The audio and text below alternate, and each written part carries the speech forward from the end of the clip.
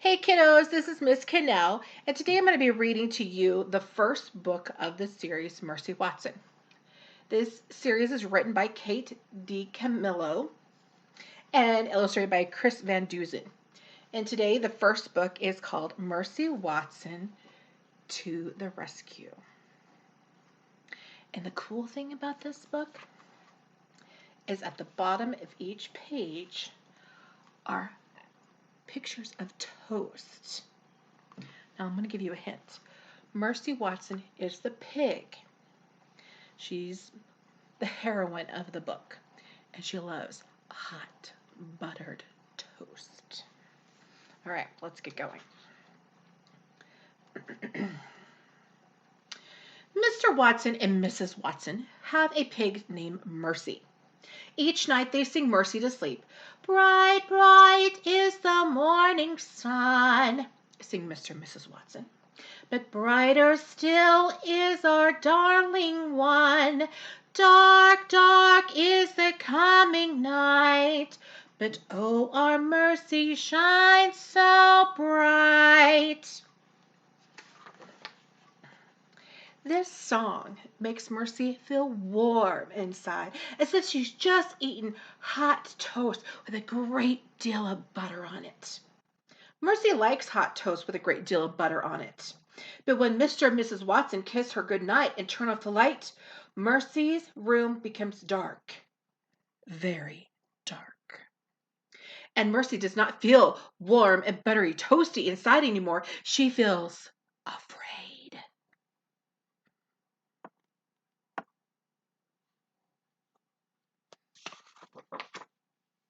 One night after Mr. and Mrs. Watson sang their song about the sun, kissed Mercy good night, and turned off the light, Mercy decided something. She decided that she would be much happier if she wasn't sleeping alone. So Mercy got out of her bed and went and got into bed with Mr. and Mrs. Watson. How many of you like snuggling with your parents? She snuggled up right between them, and Mercy felt warm inside as if she had just eaten hot toast with a great deal of butter on it.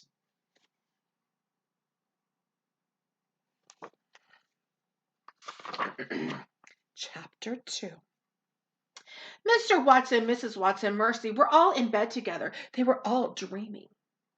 Mr. Watson was dreaming of driving a very fast car. Vroom, said Mr. Watson in his sleep. Vroom, vroom. Mrs. Watson was dreaming of buttering a hot toast for Mercy. She buttered one side, and then another piece, and then another piece.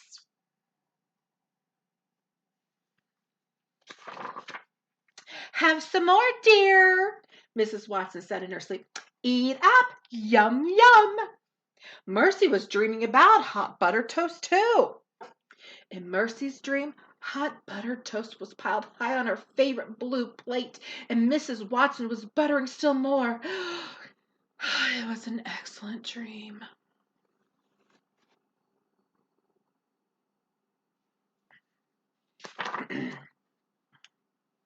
Mr. Watson said, vroom, vroom, vroom.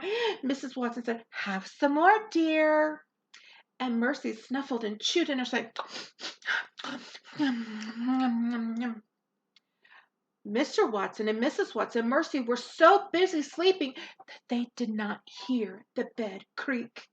They were also busy dreaming that they did not hear the floor moan. Oh no, look at the floor. Chapter 3. Boom! A hole opened under the Watsons' bed. Crack! The Watsons' bed flew into the hole. Mr. Watson woke up. Mrs. Watson woke up. Mercy woke up too. What the? Said Mr. Watson.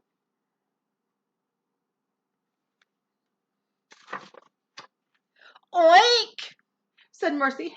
It's an earthquake! Shouted Mrs. Watson. It's the end of the world! Nonsense, said Mr. Watson. But he didn't sound quite so sure. He sounded frightened. Mercy, however, was not frightened. Mercy was hungry. Oink! Said Mercy again. She moved to the end of the bed. Boom! Crack! Look at those faces. The bed fell in a little further into the hole in the floor. Don't move, shouted Mr. Watson. Whatever you do, don't move. Mr. Watson and Mrs. Watson and Mercy held very still. Mrs. Watson started to cry. I know exactly what we must do, said Mr. Watson. We must call the fire department. They will rescue us. But you said we should not move, said Mrs. Watson. How can we call the fire department if we cannot move? Mercy recalled her lovely toast-filled dream. She wondered if there was any toast in the kitchen. While Mr. Watson and Mrs. Watson were arguing, Mercy hopped off the bed. Boom! Crack! Look, said Mrs. Watson. Mercy has escaped. She's going to go find help, said Mr. Watson. She is going to alert the fire department. Mercy left the bedroom at a gallop. She was in a hurry. She was on her way to the kitchen. She was looking for some toast. Poor Mr. and Mrs. Watson. Chapter 4. In the kitchen, Mercy sniffed the table. She sniffed the kitchen counters, and she sniffed the floor. But there was no toast. There was not even a crumb of toast. Mercy's stomach growled in disappointment. Boom! Crack! Help us! Mrs. Watson called. Mercy thought very hard. Where could she get a snack? And the answer came to her. Baby Lincoln always has sugar cookies. Baby Lincoln lived next door, and Baby Lincoln liked to share. Mercy took the kitchen door knob in her mouth. She turned it. Help! Mrs. Watson called again. Sugar cookies, thought Mercy. She stepped outside.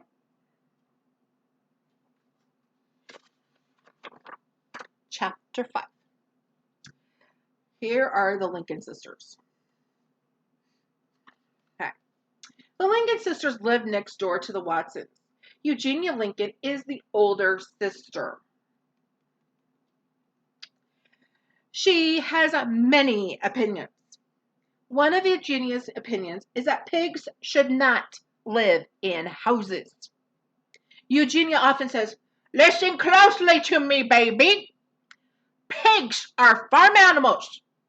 They belong on farms. They do not belong in houses." Yes, sister, says Baby. Baby Lincoln is the younger sister. She is the baby of the family. Baby agrees with everything Eugenia says. It's just easier that way. But secretly, Baby has an opinion of her own. Baby's opinion is that Mercy is good company.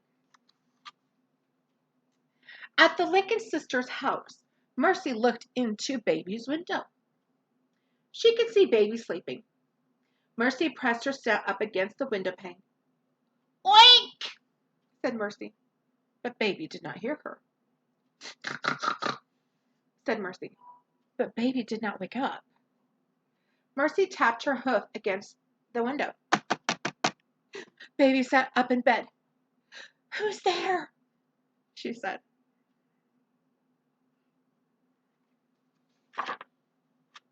Baby saw Mercy's snout press up against the window. A monster! Shouted Baby. A monster at my window! Mercy shook her head. Sister! Help! Help! A monster! Eugenia woke up. She did not put in her teeth. She did not put on her glasses. Eugenia went straight to the phone and called the fire department. This is a crisis of a uncertain nature at 52 Decawoo Drive, said Eugenia Lincoln. Come immediately! And then Eugenia put on her robe and rushed to Baby's room. In her own opinion, Eugenia Lincoln was good in a crisis. Chapter 6. "What is going on in here?" said Eugenia. "There's a monster outside," said Baby. She pointed to the window. "That is not a monster," said Eugenia. "That is the pig from next door." "Mercy?" Eugenia shook her fists. "In my opinion," said Eugenia, "pigs belong on farms." "Yes, sister," said Baby. Eugenia tapped a knuckle against the window. "Get out of my yard!" she shouted at Mercy. "Oh, sister, don't yell at her. You'll hurt her feelings." "She doesn't have feelings. She's a pig." "Oh, I'm sure you're wrong, dear." "I'm not wrong. I'm never wrong. I know a pig when I see one." Eugenia scowled. She pressed her nose against the window pane.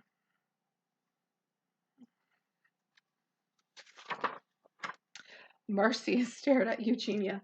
Eugenia stared at Mercy. "Pig!" She turned and ran out of Baby's room. "Oh, dear. Oh, my," said Baby Lincoln. Chapter 7. Eugenia ran toward Mercy. Mercy's heartbeat ran faster. This was going to be a chase. Mercy loved chases. She let Eugenia get very close. "Oink!" said Mercy, and dashing away. "Get out of my yard!" shouted Eugenia. "Oink! Oink!" said Mercy. She ran in circles. She kicked up her heels. "No pigs allowed!" Eugenia shouted. "Oh, sister, please be careful."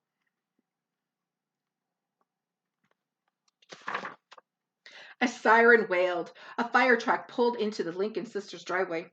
Ned and Lorenzo got out of the truck. "Do you think there's an emergency?" Ned asked. "Goodbye," said Lorenzo. Ned and Lorenzo sighed. "You never know about this job," said Lorenzo. "You're right," said Ned. "You never know."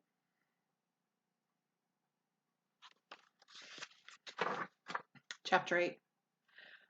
"Ma'am," said Lorenzo, "did you all call the fire department?" "Oh, dear, I did not," said Baby. "But Eugenia may have called." "Who's Eugenia?" asked Ned. "My sister." "Is that her?" said Lorenzo. "The one chasing the pig?" "Yes, that's her." Baby and Ned and Lorenzo watched Eugenia chasing Mercy throughout the yard. Lorenzo cleared his throat. "What was the emergency exactly?" said Ned. "I thought I saw a monster in my bedroom window, but it was not a monster. It was Mercy," said Baby. "Mercy?" said Lorenzo.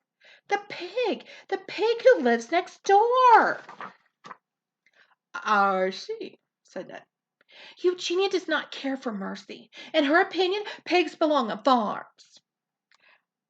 "That's something to be said about for that opinion." Ned nodded. "Help! Help! Help us! Help!" "Did you hear that?"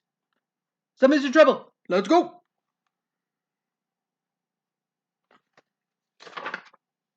Ned and Lorenzo ran toward the call for help.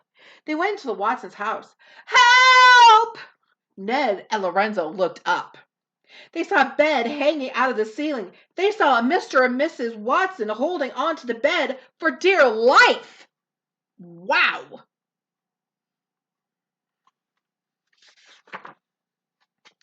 "We are saved," said Mrs. Watson. "Of course we are saved. Mercy has alerted the fire department." "She is amazing," said Mrs. Watson. "She's unbelievable." "She's a pork wine wonder," said Mr. Watson. Now Lorenzo ran upstairs. They picked up Mr. and Mrs. Watson. The Watsons' bed sighed loudly and crashed all the way through the floor. Boom! Mr. Watson looked at the hole where the bed used to be. "I have always believed very firmly in the fire department," said Mr. Watson. As have I, said Mrs. Watson. As have I. From outside the Watsons' house came a squeal. Gotcha! Shouted Eugenia. Chapter 10. Ned and Lorenzo and Mr. and Mrs. Watson all went outside. Eugenia was sitting on the ground. Her arms were wrapped around Mercy's neck, her body part. Her cheek was resting on Mercy's back. Eugenia was breathing very loudly. Look how happy Mercy is. This pig, she said, was on my property. We'd prefer that you did not call her a pig, said Mr. Watson.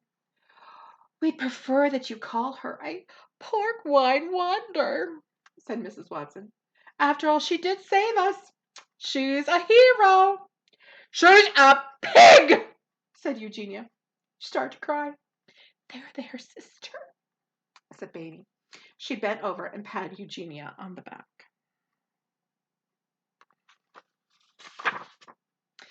Mercy, she was very tired. I guess that's it. Yep, our work here is done, said Lorenzo. Wait, said Mrs. Watson. It's almost time for breakfast. Oink, said Mercy. That's right, breakfast, said Mrs. Watson. She kissed the top of Mercy's head. She looked up at the fireman. Do you boys want some toast?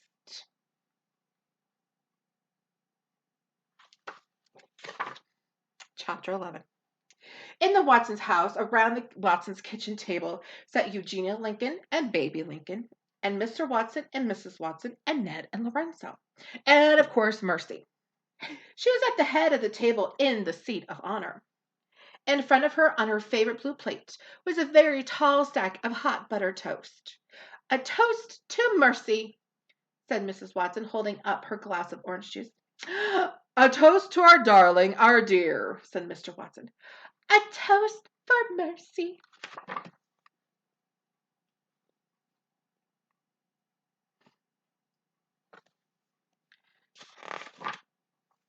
In my opinion, said Eugenia, pigs should not be toasted.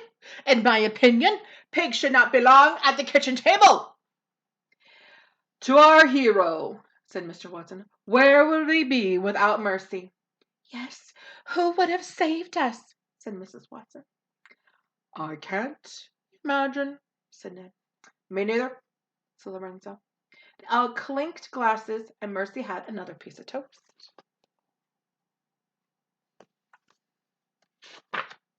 Chapter 12. Outside the Watsons' home, the sun was rising. First the sun was red, and then it was orange, and it rose higher and higher.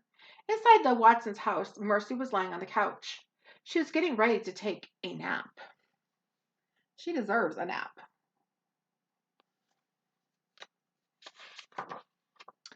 Bright, bright is the morning sun, sang Mr. and Mrs. Watson together. But brighter still is our poor kind wonder. Mercy smiled. She closed her eyes. She was asleep before Mr. and Mrs. Watson even finished the song.